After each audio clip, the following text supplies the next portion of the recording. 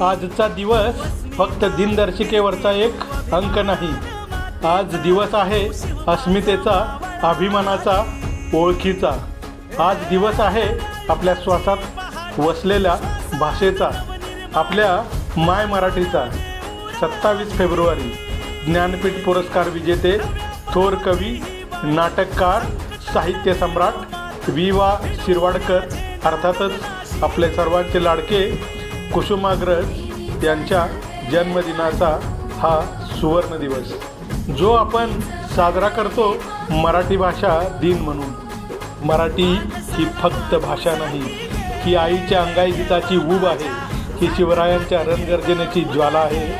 ही तीच भाषा आहे ज्याच्यातून घुमला स्वराज्याचा पहिला हुंकार, ज्यातून उभा राहिला स्वाभिमान.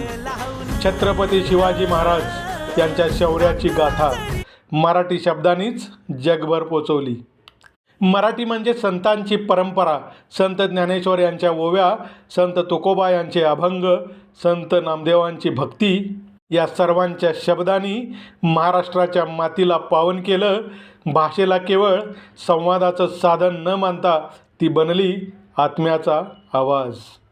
मराठी म्हणजे कणखरपणा, मराठी म्हणजे मायेचा ओलावा, मराठी म्हणजे विचारांची क्रांती. लोकमान्य टिळक यांनी स्वराज्याचा मंत्र दिला, तो जनतेपर्यंत पोचवणारी भाषा कोणती? तर अर्थातच मराठी. डॉक्टर बाबासाहेब आंबेडकर यांच्या विचारांची क्रांती याच मातीत रुजली, याच भाषेत जनमानसात फुलली. पण आज आपण स्वतःलाच एक प्रश्न विचारूया, आपण आपल्या भाषेचा अभिमान बाळगतो का? इंग्रजी शिकणं चुकीचं नाही, पण मराठीचा अभिमान असणं जरुरी आहे. कारण ज्याच्या मुळाशी नाळ तुटते तो वृक्ष कितीही उंच वाढला तरी कोसळतोच. आपली मुळे आहेत मराठी शब्दात, मराठी संस्कृतीत आणि मराठी इतिहासात.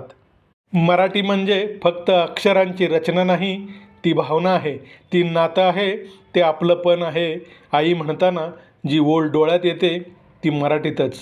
जय महाराष्ट्र म्हणताना जो थरार अंगावर येतो तो मराठीतच. मनगटात जोर, काळजात जिद्द असावी, कष्टाच्या भाकरीवर मिळवू यशाचे फळ. मराठी माती, मराठी मने, मराठी असे आमचा अभिमान, आमचा स्वाभिमान. उंच भरारी घेऊ आणि घडवू नवा इतिहास. कारण माझ्या मराठीची बोलू कौतुके, परी अमृतातही पैजा जिंके. ही संत ज्ञानेश्वरांची ओळ अमृताहून गोड असलेल्या मराठी भाषेचं महत्त्व सांगते.